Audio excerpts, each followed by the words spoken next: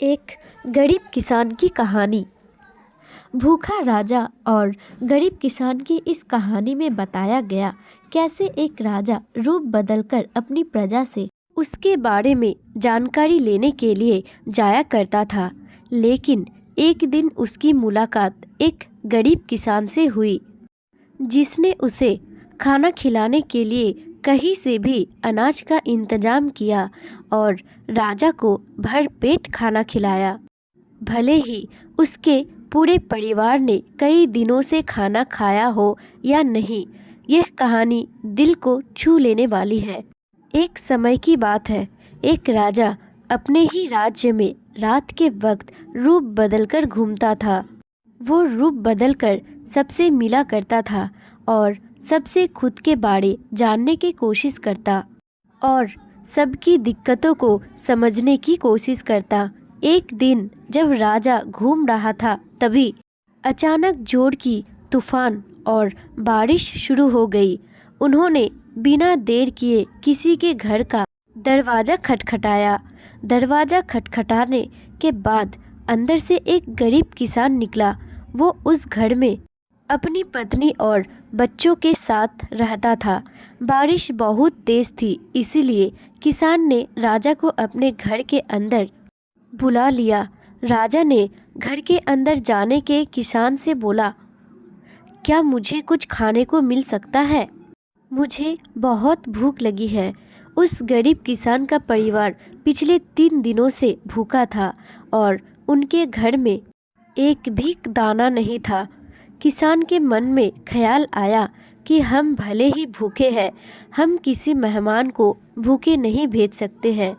किसान को यह सब सोचकर बहुत बेचैनी हो रही थी कि वो अपने मेहमान को खाना कैसे खिलाए। तभी उसके मन में अपनी सामने वाली दुकान से चावल चुराने की योजना बनाई। किसान ने सिर्फ राजा के खाने भर के लिए 2 मुट्ठी चावल वहां से चुरा कर ले आया और उसे पकाकर राजा को खिलाए। उसके बाद बारिश थम गई और राजा अपने महल वापस लौट गया। अगले दिन दुकान के मालिक ने अपने अनाज की चोरी की शिकायत राजा के दरबार में की। राजा ने फिर दुकान के मालिक और गरीब किसान को उसके सामने आने का आदेश दिया।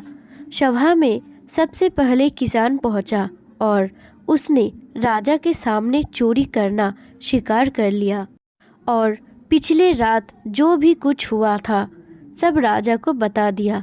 किसान ने राजा से बोला, मैंने चोरी की जरूर, लेकिन मेरे परिवार ने उस चोरी वाले अनाज का सेवन नहीं किया है। गरीब किसान की बातों को सुनने के बाद राजा को बहुत अफसोस हुआ और उन्होंने किसान को बताया कि मेहमान के रूप में वो उसके घर पर आए थे। उसके बाद राजा ने अपनी सभा में पहुंचकर दुकानदार से सवाल किया, क्या तुमने अपने पड़ोसी को चावल चुराते हुए देखा था? दुकानदार ने हाँ में जवाब देते हुए कहा कि मैंने इसे रात में चावल चुराते हुए देखा था। दुकानदार की बातें को सुनने के बाद राजा बोला, चोरी के लिए सबसे पहले मैं जिम्मेदार हूँ और दूसरे तुम, क्योंकि तुम्हें अपना पड़ोसी चोरी करता हुआ नजर आया लेकिन उसका भूखा परिवार नहीं।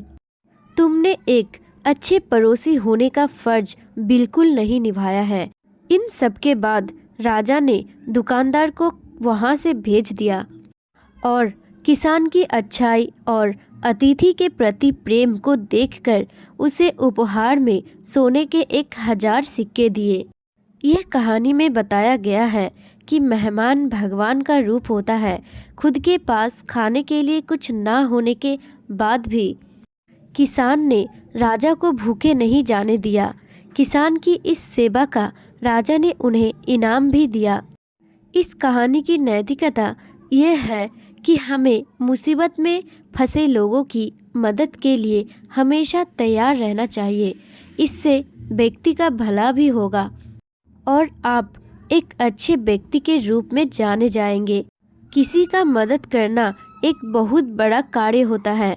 यदि आपका कोई नज़दीकी परेशानी में है तो उसकी मदद के लिए हमेशा आगे बढ़े और हमेशा एक अच्छी व्यक्ति होने का फ़र्ज निभाए। दोस्तों, आपको यह स्टोरी पसंद आती है तो एक लाइक, कमेंट और वीडियो को अपने दोस्तों के साथ शेयर ज़रूर करें।